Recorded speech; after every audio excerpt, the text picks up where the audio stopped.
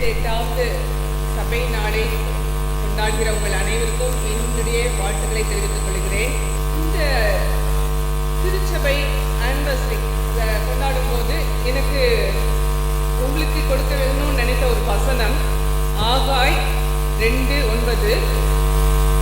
ஆகாய் 2:9, முந்தின ஆலயத்தின் மகிமையை பார்க்கிலும் இந்த பிந்தின ஆலயத்தின் மகிமை பெரிதாயிருக்கும் என்று சேனைகளின் கர்த்தர் சொல்லுகிறார். ஆண்டுடைய மகிமை தொடர்ந்து எப்படி இதுக்கு முன்பாக பல உங்களுடைய முன்னோர்கள் முப்பிதாக்கள் எல்லாம் ஆரம்பிச்சு இந்த பணி நம்மை விட்டு அநேகர் கடந்து சென்று விட்டார்கள், ஆயர்கள் பணி செய்திருக்கிறார்கள், நிறைய தலைவர்கள் இதில் இருந்திருக்கிறாங்க. இன்று வரை இப்படியாக நடந்து கொண்டிருக்கிற இந்த சபையின் ஊழியம் இன்னும் மகிமையான காரியங்களை கண்டடைய வேண்டும் என்பதுதான் ஆண்டவருடைய நாடி துடிப்பு, எங்கள் எல்லாருடைய வாஞ்சை, உங்களுடைய வாஞ்சையாகவும் அது இருக்கும். இந்த சபை நன்றாக வளர வேண்டும். ஆகவே நான் இந்த நாளுக்கென்று ஒரு சிறிய ஒரு காரியத்தை நான் எடுத்துக்கொண்டேன். என்னவென்றால், எப்படியாக அந்த ஆதி திருச்சபை வளர்ந்ததோ அதே போல உங்கள் திருச்சபையும் வளர வேண்டும் என்ற ஒரு பாரத்தோடு இந்த நாளிலே ஒரு சில காரியங்களை உங்கள் மத்தியிலே நான் பகிர்ந்து கொள்ள விரும்புகிறேன். திருச்சபை முதலாக எங்கே உருவானது? அப்போஸ்தலர் 2 திருச்சபை உருவாகிவிட்டது. பெந்தேகோஸ்து நாளிலே திருச்சபை உருவாகிவிட்டது. ஆகவே அந்த ஆதி திருச்சபையின் மாடல் சிலவற்றை நான் முன்பாக நான் வைக்க விரும்புகிறேன். அதிலிருந்து எப்படி இந்த சபை இன்னும் அதிகமாய் அது வளர்ச்சியை கண்டடைய வேண்டும். சிறு பிள்ளைகள் எல்லாரும் சேர்ந்து ப்ரைஸஸ்லாம் வாங்கினீங்க. இந்த சின்ன பிள்ளைங்கள்லாம் நாளைக்கு பில்லர்ஸ் ஆஃப் திஸ் சர்ச். அதனால எல்லாருக்குமாக இந்த செய்தி சென்று அடைய வேண்டும் என்று நான் விரும்புகிறேன். அந்த ஆதி திருச்சபை அப்போஸ்தலர் 2வது அதிகாரத்தில் நாம் பார்க்க அந்த திருச்சபை, அதை மட்டும் நான் எடுத்துக்கொள்ள விரும்புகிறேன். இங்கிருந்து ஆரம்பித்த அந்த திருச்சபை, அதில் சில ஆசீர்வாதங்கள் காணப்பட்டது. அதில் முதல் ஆசீர்வாதம் அது நமக்கும் இருக்கிறதா என்று நாம் பார்ப்போம். முதல் ஆசீர்வாதமாக நான் காண்கிற காரியம் அப்போஸ்தலர் 2 அவர்கள் ஒற்றுமையாக இருந்தார்கள். பெந்தேகோஸ்தே நிகழ்விலே 120 விசுவாசிகள் ஒரே இடத்திலே அவர்கள் கூடினர், ஒரு மனதாக அவர்கள் கூடினர். அப்போஸ்தலர் 2:1 அவர்கள் எல்லாரும் ஒருமனப்பட்டு ஒற்றுமை. ஒருவேளை ஆயரவர்கள் மீண்டுமாக சொல்லுகிற ஒரு காரியம் குடும்பம். நீங்கள் எல்லாரும் குடும்பம், உண்மையாகவே ஒரு குடும்பம் என்று கேள்விப்பட்டேன். நிறைய நீங்கள் உறவினர்கள் ஆக இருக்கிறீர்கள், பந்துக்கள், சொந்தம் பந்துக்களாக இருக்கிறீர்கள். இது உண்மையாகவே இந்த ஒற்றுமை இன்னும் தொடர வேண்டும்.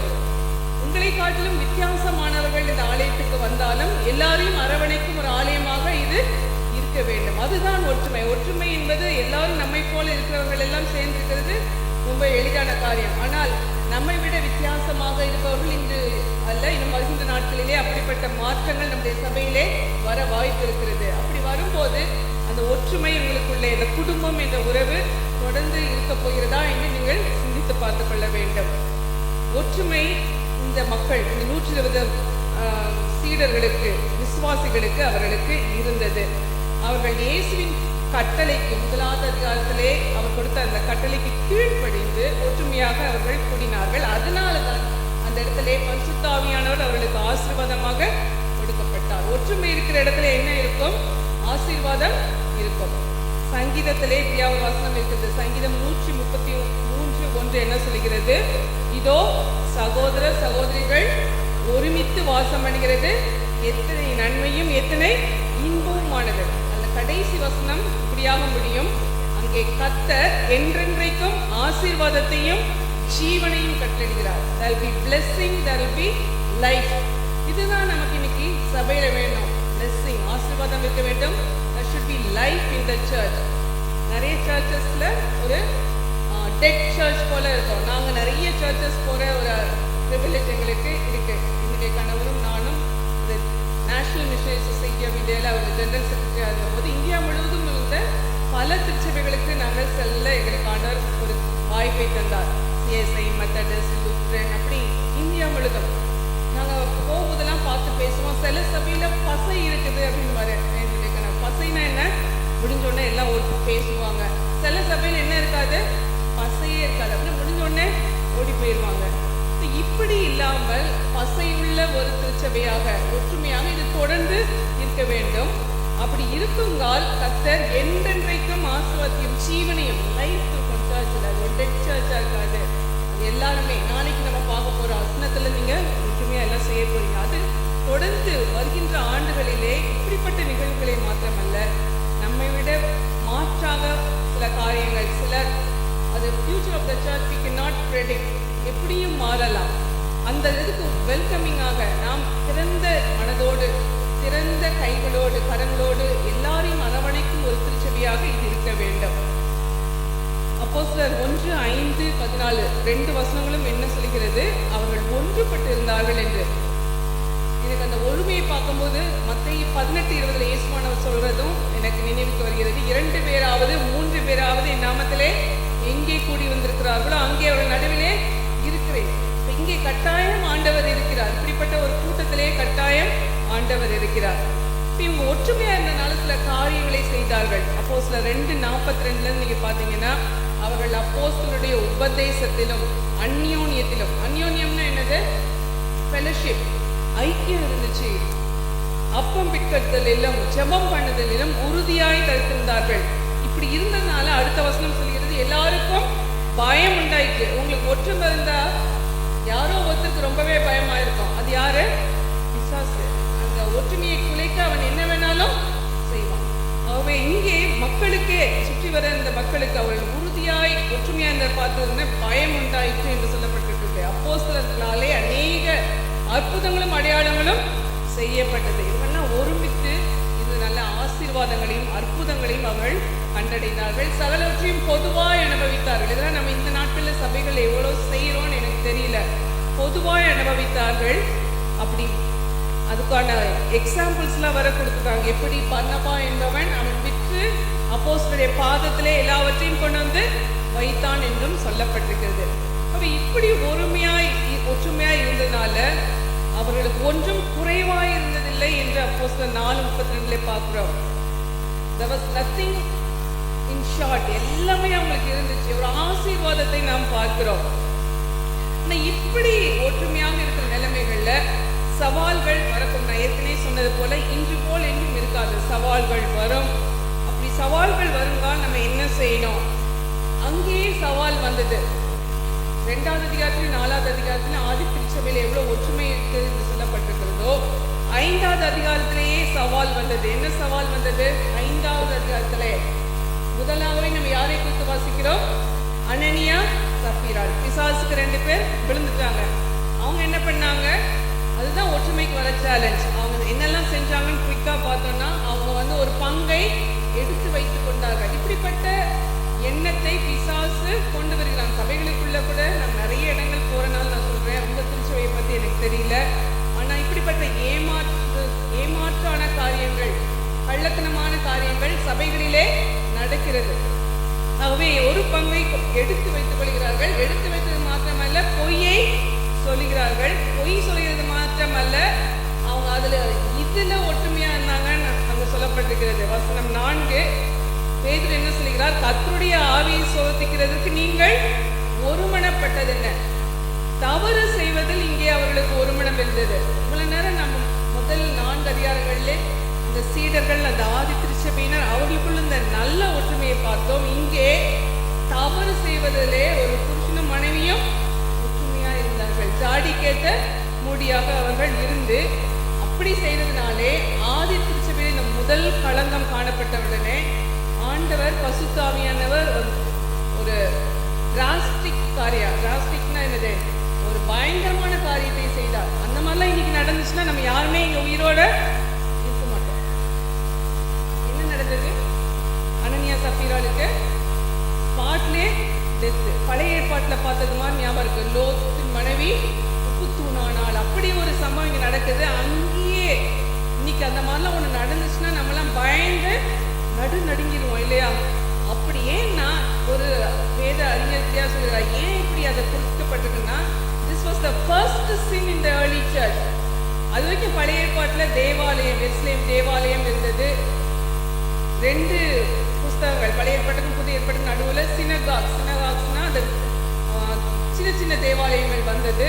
ஆனால் இங்கே தான் திருச்சபை என்ற ஒரு புதிய நிலைப்பாடு வருகிறது. அந்த நிலைப்பாட்டிலே வந்த முதல் பாவம் மிகவும் அதை பயங்கரமாக ஆண்டவர் அதை எடுத்துக்கொண்டார். அதை சீரியஸாக எடுத்துக்கொண்டு உடனடியாக அவர்களுக்கு தண்டனை கிடைச்சுன்னா அப்பதான் மக்களுக்கு என்ன இருக்கும்னு பயம் இருக்கும்னு சொல்லிட்டு.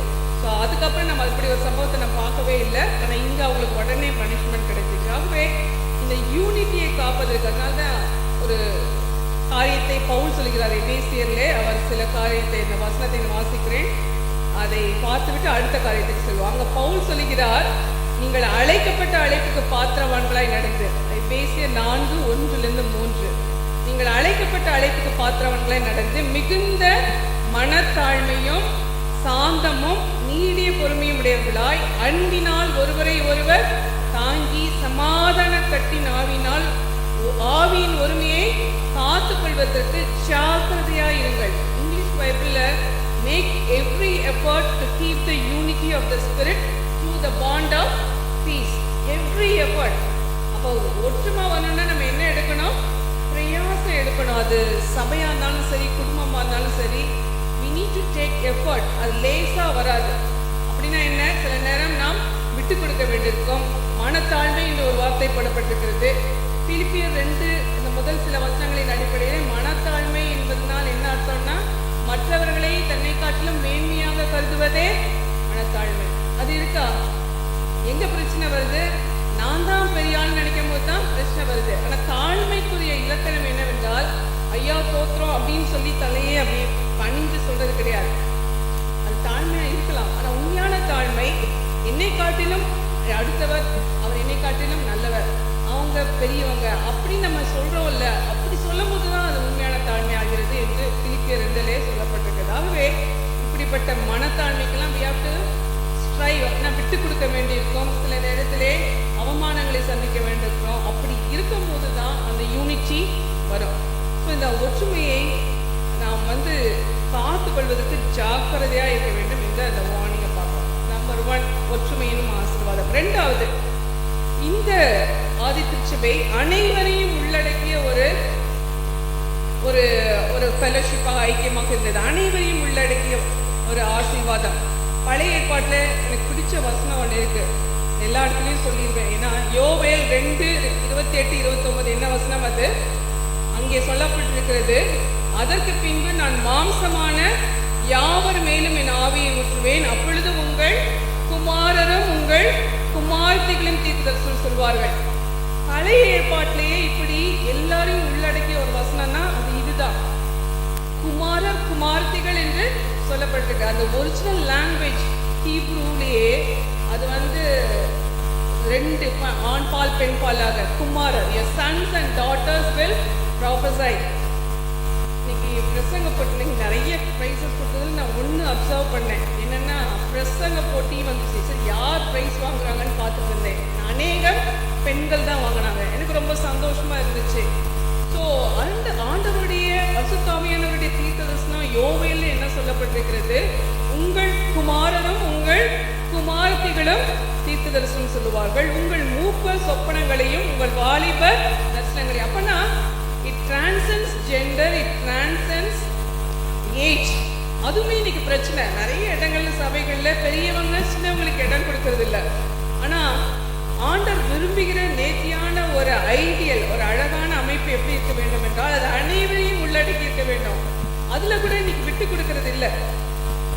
ஜூனியர்ஸ்க்கு நம்ம விட்டு கொடுக்குறோம். அப்போ வாலிபர்களுக்கும் அங்கு பங்கு உண்டு. அதனால தான் அந்த வசனம் எனக்கு ரொம்ப என்னுடைய லைஃப் மோட்டோன்னு சொல்லலாம். அது எனக்கு ரொம்ப எனக்கு உத்வேகத்தை கொடுக்குற ஒரு வசனம். அப்போ குமாரர் குமார்த்திகள் மூப்பர் சொப்பனங்களை, வாலிபர் தரிசனங்களை காண்பார்கள், ஊழியக்காரர் மேலும் ஊழியக்காரிகள் மேலும். அதுவுமே தெளிவாக ஊழியக்காரர் ஊழியக்காரிகள் என்று பழைய ஏற்பாட்டிலே யோவேல் மூலம் பரிசுத்தாவியார் சொல்லிவிட்டார். இதனுடைய நிறைவேறுதலை அங்கே நாம் ஆதி திருச்சபையை பார்ப்போம். இந்த வசனத்தை பேதுரு திரும்பமாக அப்போஸ்தலர் 2 சொல்லுகிறார். அப்போ எல்லாரையும் உள்ளடக்கிறார். அந்த இடத்துல மரியாள் இருந்தா, பெண்கள் இருந்தாங்க, வயது வித்தியாசம் இல்லாம எல்லாம் கூடியிருந்திருப்பாங்க போல. அந்த 120 ஒரு நம்பர் ஒரு ஐடியல் நம்பராக இருந்திருக்கிறது. எல்லாரையும் உள்ளடக்கி இருக்கிறது. ஆகவே இன்றும் நம்முடைய திருச்சபை எல்லாருக்கும் இடம் கொடுக்கணும். ஆண்கள், பெண்கள், நலிந்தவர்கள் அல்லது முதிர்ந்தவர்களுக்கும் இடம் உண்டு, இளையவர்களுக்கும் இடம் உண்டு. சரி, மூன்றாவது ஆசீர்வாதம், அனைவரையும் உள்ளடக்கிய ஆசீர்வாதம். முதலாவது ஒற்றுமையின் ஆசீர்வாதம் அவர்களுக்குள்ளாக இருந்தது. அனைவரையும் உள்ளடக்கிய ஒரு ஆசீர்வாதம் அந்த ஆதி திருச்சபையில் இருந்தது. மூன்றாவது உலகளாவிய நற்செய்தி என்னும் ஆசீர்வாதம் அவர்களுக்கு இருந்தது. ஏன் உலக அளவிய நற்செய்தி? அன்னைக்கு அவங்க 120 பேர் கூடியிருந்தவங்க உலகமெங்கும் இந்த ஆசனத்துக்கெல்லாம் அங்கங்கே இருக்கிறவங்கெல்லாம் இதுக்கு வராங்களோ, அல்லது இந்திய தேசத்தில் இருந்தவங்க, தமிழ்நாட்டில் இருக்கவங்கலாம் வராங்களோ, அன்னைக்கு அந்த பெந்தேகோஸ்து நாளிலையும் அப்படிதான் அவங்க என்ன பண்ணுவாங்க, உலகமெங்கும் இருக்கிறவர்கள் அங்கே யூதர்கள் வந்தார்கள். அதுதான்.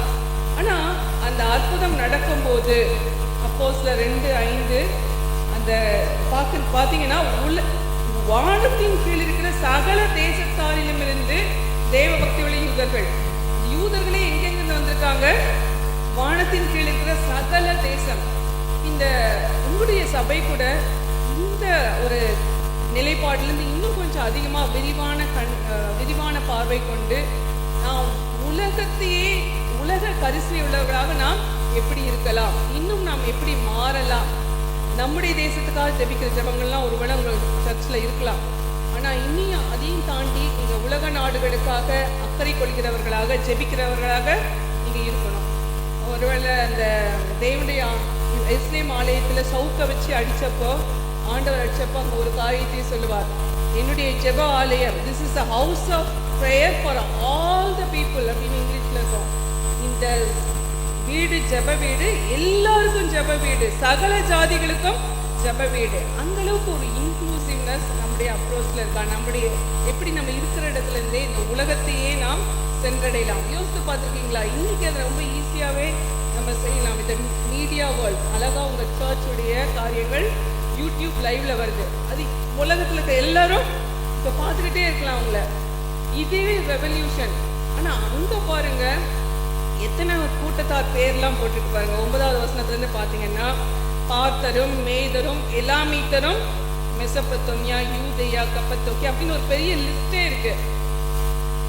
இவங்க எல்லாரும் அன்னைக்கு ஒரு அற்புதமும் நடந்துச்சு, ஒரு மொழி அற்புதம்.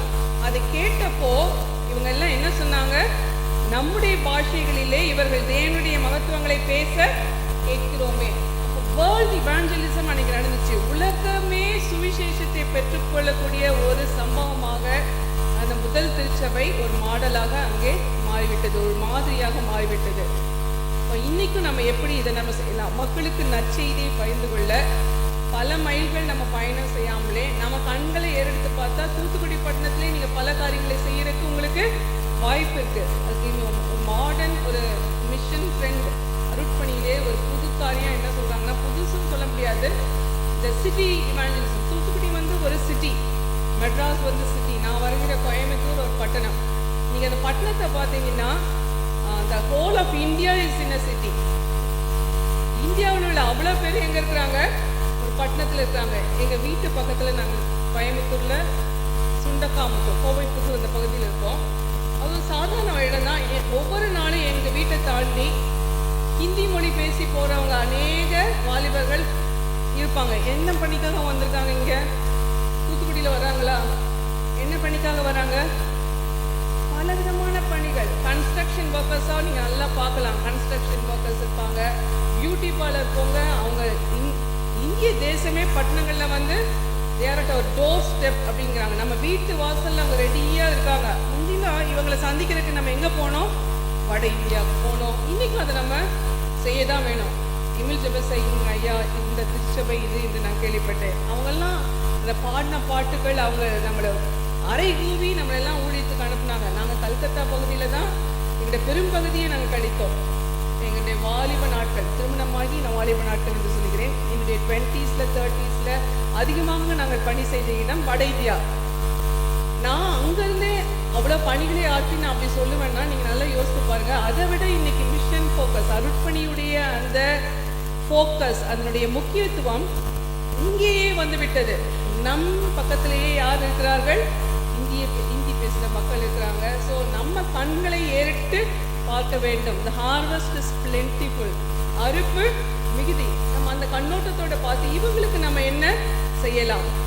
நாங்கள் அது மாதிரி பல காரியங்கள் கடவுள் கிருபையாக நாங்கள் இருக்கிற இடத்துல செய்துட்டு வரோம். கோயம்புத்தூர்லேயே கோண்டி அப்படின்னு ஒரு பெரிய ட்ரைபல் பீப்புள் குரூப். கோண்டி அவங்க வந்து கோண்டி மக்கள் வந்து சென்ட்ரல் இந்தியா அங்கே தான் அதிகம் இருக்கிற ஒரு மக்கள் கூட்டம். ஆனால் எங்களுக்கே தெரியாது, திடீர்னு ஒரு நாள் கேள்விப்பட்டோம் இப்படி ஒரு பெரிய குரூப், ஒரு செட்டில்மெண்ட் கோயம்புத்தூரில் இருக்காங்கன்னு. நம்பவே முடியல. அப்போ தான் எனக்கு இந்த வசனங்கள்லாம் புலப்படுது. இந்த சம்பவத்திலே ஆதி திருச்சபை கார்டர் கொடுத்த மாடல்ல the world was at the doorstep, the nations were at the doorstep. இன்னைக்கு நம்ம இந்தியா தேசம் பல தேசங்களை உள்ளடக்கிய தேசம் போல பல மொழியினரை உள்ளடக்கிய தேசமா இருக்கும்போது அவங்கெல்லாம் நம்ம பக்கத்துல இருக்காங்க. இப்போ நாங்கள் அந்த மக்களுக்கு ஊழியம் செய்ய ஆரம்பித்தோம். வட இந்தியாவிலேருந்து இன்னைக்கு வந்துட்டோம். ஆனாலும் அந்த நாடி துடிப்பு எப்படியாவது அந்த மக்களுக்கு நாம் எப்படியாவது பல காரியங்களை செய்ய வேண்டும். அவங்களுக்கு டெய்லரிங் கிளாஸ் சொல்லி தரலாமா? ரொம்ப எளிய மக்கள், ரொம்ப கஷ்டப்பட்ட மக்கள், அவருக்கு என்ன செய்யலாம்? இந்த ஆரம்பிச்சு அடல் லிட்ரஸி கிளாஸஸ் செய்யலாமா? அவங்களுக்கு ஏதாவது கொரோனா டைமில் ரிலீஃப் கொடுக்கலாமா?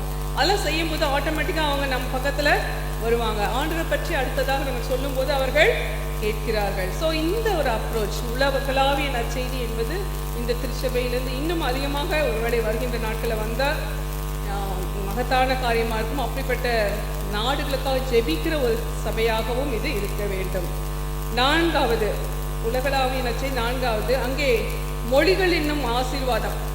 அங்கே வந்து பார்த்தீங்கன்னா நிறைய மொழிகளை அன்னைக்கு பேசினாங்கன்னு சொல்லப்பட்டிருக்கிறது. இன்னைக்கு அது எப்படி ஒரு ஆசீர்வாதம் என்று நீங்கள் சொல்லிக்கிறீங்கன்னு கேட்கலாம்.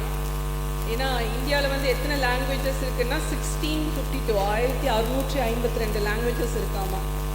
இப்போ ஏன் இந்த லாங்குவேஜஸ்க்கு இன்னைக்கு இம்பார்ட்டன்ஸ் கொடுக்குறோன்னா, அந்த கடைசியில் பரலோகத்து காட்சியை பற்றி ஒரு வசனம் இருக்குது. ரெவலேஷன் 7:9 வெளிப்படுத்தல் 7:9 என்ன சொல்லுகிறது?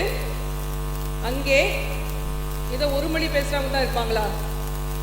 இன்னைக்கு இந்திய கவர்மெண்ட் வந்து அதுக்கு எகெயின்ஸ்டாக வேலை செஞ்சுட்டு இருக்கு. ஒருவேளை இது யூடியூப்ல போகலாம். ஆனால் என்ன காரியம்? ஒரு மொழி என்று என்ன செய்கிறார்கள்? மொழியை சப்ரஸ் பண்ணுறாங்க.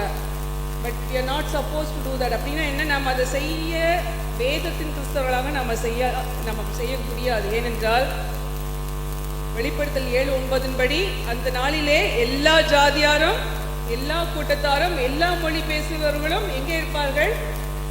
அங்கே பரலோகத்தில் இருப்பாங்க. அப்போ ஒரு மொழியை நம்ம என்ன பண்ண முடியாது? சாக விட முடியாது. we have to see to that every language group is reached. அப்போ அவங்களுக்கு வேதாமத்தை அவங்க மொழியில் நம்ம கொடுக்கறதுக்கு எடுக்கிற முயற்சிகள் இதெல்லாம் நிறைய உங்களுக்கு இதெல்லாம் நீங்கள் கண்டுபிடிச்சு அதோடு இணைந்து கொள்ள வேண்டும். இந்த ஆதி திருச்சபையில் அதுதான் பார்த்தோம். ஒரே நாளிலே பல பாஷைகள் பேசுகிறவர்கள் எல்லாரும் தேவனுடைய மகத்துவத்தை கேட்டார்கள்.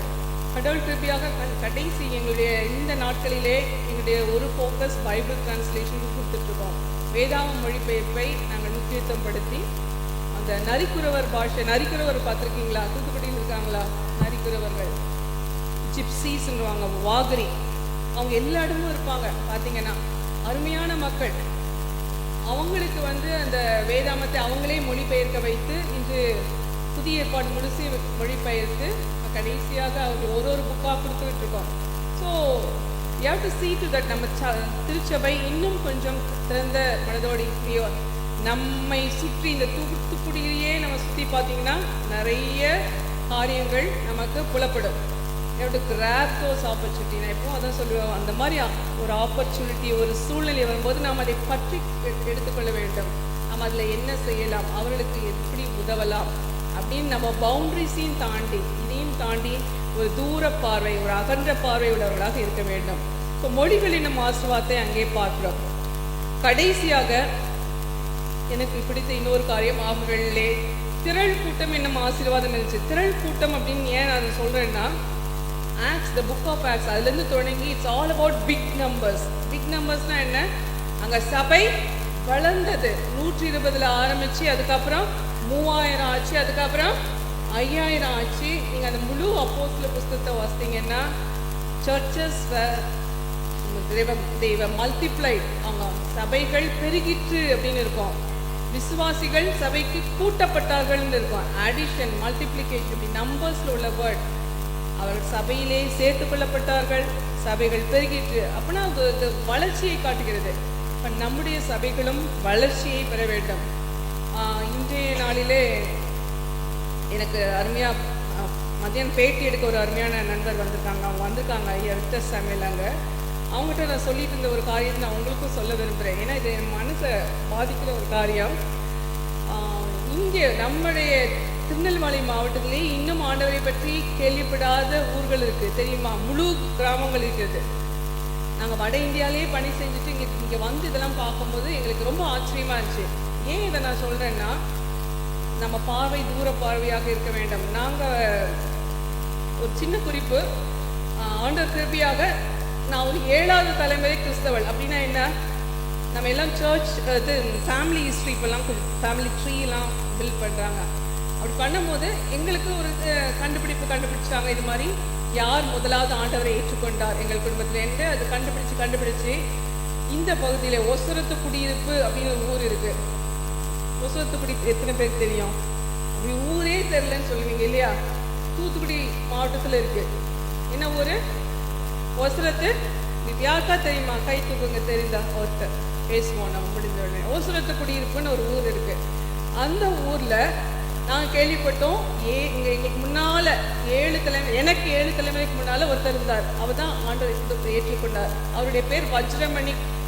அந்த வஜ்ரமணி என்பவர் அந்த ஒசரத்து குடியிருப்பிலே ஒரு பெரிய பணக்காரர். இந்து பூநூல் போட்டு அந்த டெம்பிள் ப்ரீஸ்டாக இருந்திருக்கிறாரு. அங்கே உள்ள டெம்பிள் இன்னைக்கு இருக்குது. நாங்கள் போய் பார்த்துட்டு வந்தோம். அவர் ஆண்டவரை ஏற்றுக்கொண்டதுனால அந்த ஊர் மக்கள் அந்த நாட்களிலே பெர்சிக்யூஷன், இன்னைக்கு பெர்சிக்யூஷன் பற்றி சொல்கிறோம், வன்முறை. அவரை அவ்வளோ பணக்கார குடும்பமாக இருந்த அவங்கள படுத்தின பாட்டில் அவங்களுடைய எல்லா அந்த நாட்களில் கேட்டில் தானே, ஆடு மாடுகள் எல்லாம் பெரிய கூட்டமாக இருக்குமா, அவ்வளோ பணக்காரர் இருந்து அந்த ரெக்கார்டில் எழுதி வச்சுருக்காங்க. அவர் அவ்வளோத்தையும் விட்டுட்டு ஒரு அனாதை போல் அந்த குடும்பம் வெளியேறி சிலான் அங்கெல்லாம் போய் அவங்கெல்லாம் பணிகள்லாம் செய்துட்டு அந்த மனுஷன் சொல்லியிருக்கிறாரு, நான் சாகும்போது என்னுடைய கல்லறை எங்கே இருக்கணும்? அந்த ஒசரத்து குடியிருப்பு இருக்கணும் அப்படின்னு சொல்லி அவர் மறிக்க அவருடைய கல்லறை அந்த ஒசரத்து குடியிருப்பில் இன்றும் ஒரு சிலுவை அடையாளத்தோடு அங்கே இருக்கிறது. அந்த குடும்பத்திலே பின் நாட்களிலே அநேகர் வந்தாங்க. இப்போ உங்கள் கீர்த்தனை பாட்டு, நம்ம பாட்டு அன்பே பிரதானம், இயேசுவின் நாமமே திருநாமம், இதெல்லாம் ஏற்றினவர்கள் இந்த வழித்தோன்றல்களில் வந்த சிபி ஞானமணி போன்றவர்கள். அதெல்லாம் எங்களுக்கு ஒரு பக்கம் பெருமையாக இருந்தாலும் அது பெருமை அல்லவே.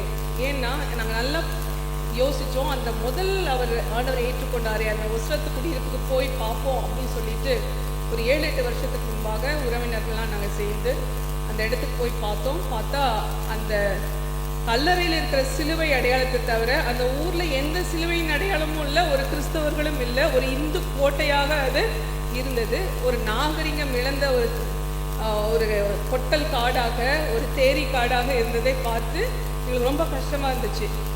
சரின்ட்டு கொஞ்ச நாள் கழித்து சில மிஷினரிஸ் யாராவது ஒரு வேலைக்காக, ஊழியராக யாராவது ஒரு அனுப்புவோம் என்று நாங்கள் அதுக்கு பிரயாசம் எடுத்தோம். அதை உள்ள கூட விடலை. பிறகு இன்னும் ஒரு நாள் அது எதையாவது செய்யலாமே என்ற வாஞ்சியோடு திரும்பமாக ஒரு பெரிய நல்ல வசதியான ஒரு கார், எங்களுடைய உறவினர்களுடைய கார் எடுத்துகிட்டு போனோம். ஏன் அதை சொல்கிறேன்னா, அதில் ஒரு விஷயம் இருக்குது. போய் அந்த காரில் போய் இறங்கும் போதே மறிச்சு நீங்கள்லாம் இந்த கிராமத்துக்குள்ளே எப்படி வரலாம்? சொக்காரங்களாக வரலாம், ஆனால் நீங்கள் இந்த வேதத்தை ஏந்தி வரக்கூடாது என்று மிரட்டி, இனி இந்த கிராமத்துக்குள்ளே நீங்கள் வந்தீங்கன்னா உங்கள் கார் இப்படி முழுசாக காராக போகாது, நீங்களும் முழுசாக போக மாட்டீங்க. இதை சொல்கிறவங்க நம்முடைய உறவினர். இப்போ எவ்வளோ வெறி! இப்போ இப்படிப்பட்ட ஊர்கள் இன்றும் இதே நெல்லை மாவட்டத்தில். அப்போது முதலூர் பக்கத்தில் தான் இருக்குது அந்த ஊர். முதலூரில் முதல் கிறிஸ்தவம் வந்தது. இப்படி தென் தமிழ்நாடு மார்தட்டி இன்று எங்களுக்கு கிறிஸ்தவம் அதிகமாக இருக்கிறது. இங்கே தான் ஊழியர்களை அதிகமாக சப்போர்ட் பண்ணுறோம். எமில் ஜெபசிங் ஐயா இன்னும் பெரிய பெரிய ஊழியக்காரர்கள் பிறந்த மாநிலமாக, டிஸ்ட்ரிக்டாக இது இருக்கிறது. அவ்வளோ பெருமை நமக்கு இருந்தும் ஏன் இன்னும் இப்படிப்பட்ட நிலைமைகள் நம்மை சுற்றி இருக்குது? ஆகவே இந்த அகன்ற பார்வை இதெல்லாம் நம்ம எடுத்து பார்த்து எப்படி இந்த மாதிரி இடங்களெல்லாம் how we can reach out to them, அவங்களை எப்படி நம்ம போய் சந்திக்கலாம், எப்படியாக நாம் அவர்களுக்கு நற்செய்தியை நாம் சொல்லலாம் என்பதை யோசிக்க வேண்டாம். அப்படி செய்யும்போது அந்த கூட்டம், சபைகள் வளர்ந்து அது எப்படி ஆகும்?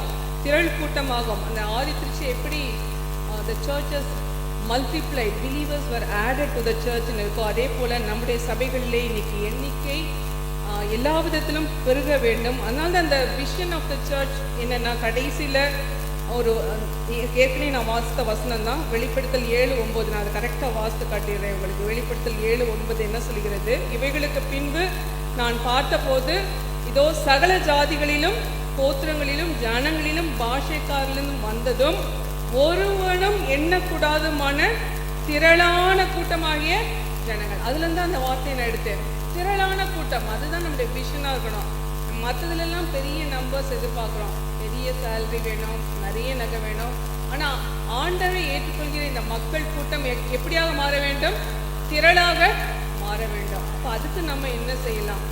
ஸோ அந்த ஒரு காரியத்தை, அந்த சும்மாக 5 காரியங்களை சொல்லி முடிக்க விரும்புகிறேன். ஆதி திருச்சபையில் காணப்பட்ட காரியங்கள், அவர்களுக்கு ஒற்றுமை என்னும் ஆசீர்வாதம் இருந்தது, யூனிட்டி, அனைவரையும் உள்ளடக்கிய ஒரு ஆசீர்வாதம் இருந்தது, இன்க்ளூசிவிட்டி, உலகளாவிய நற்செய்தி என்னும் ஆசீர்வாதம் அவர்களுக்கு இருந்தது, வேர்ல்ட் இவாஞ்சலிசம், மொழிகள் என்னும் ஆசீர்வாதம் இருந்தது, அங்கே லாங்குவேஜ் மிரக்கல் நடந்துச்சு. இன்றைக்கும் பைபிள் டிரான்ஸ்லேஷன்ஸ் போன்ற மினிஸ்ட்ரிஸ் எல்லாம் நீங்கள் கன்சர்னோட பார்க்கணும். திரள் கூட்டம் என்னும் ஆசீர்வாதம் இருந்தது, மல்டிடியூட்ஸ் இன் இட்டர்னிட்டி. இந்த ஒரு ஃபோக்கஸ் நம்முடைய சபை இன்னும் எந்த விதங்களிலே மாறி இன்னும் அந்த ஆதி திருச்சபையுடைய மாடலோடு நம்ம இணைந்து கொள்ளலாம் என்று நாம் சிந்திப்போமானால் அது இந்த சபை நாளிலே ஒரு நல்ல காரியமாக இருக்கும். கண்களை மூடி செய்வோம். நல்ல ஆண்டவரே, இந்த ஆதி திருச்சபையிலே ஒரு சின்ன பிரச்சனை போல் எங்களுக்கு காணப்பட்ட அந்த அனனியா சப்பீராளுடைய காரியம், அது இனி அவ்வளவு ஒரு விரும்பாத காரியமாக எடுத்திருப்பீரானால், நமக்கு பிரியமில்லாத காரியங்கள் எங்களிலே எங்கள் சபையிலே காணப்படுமானால் இந்த சபை நாளிலே நாங்கள் அதை அறிக்கையிட்டு மாற்றத்துக்காக நாங்கள் செஞ்சுக்கிறோம். ஆண்டவரே, எங்களை நீர் மாற்றும் ஆண்டவரே, இன்னும் அகன்ற பார்வை எங்களுக்கு தாரும் ஆண்டவரே. ஒற்றுமைக்காக பிரயாசம் எடுக்க எங்களுக்கு உதவி செய்யும், சமாதானத்துக்கு காரணர்களாக ஆகிவிட எங்களுக்கு உதவி செய்யும். அனைவரையும் உள்ளடக்கும் ஒரு திருச்சபையாக இது இருக்க நாங்கள் செபிக்கிறோம். உலக அளவிய நற்செய்தி என்னும் அந்த ஆசீர்வாதத்திலே ஒரு பெரிய பங்கு இந்த சபை திரட்டும் ஆண்டவரே. ஆண்டவரே, இன்னும் வேதத்தை அவர்கள் மொழிகளிலே பெறாத அந்த மக்கள் கூட்டத்தை குறித்த அக்கறையை தாரும் ஆண்டவரே. எங்களுக்கு அந்த நித்தியத்தில் அந்த மோட்சத்தை குறித்த அந்த தரிசனம், அநேக ஜாதியாக மொழி கூட்டத்தை அத்திரளான மக்கள் அந்த தரிசனம் எப்பொழுதும் எங்களை ஆட்டி படைத்து ஆண்டவரே அப்படியாக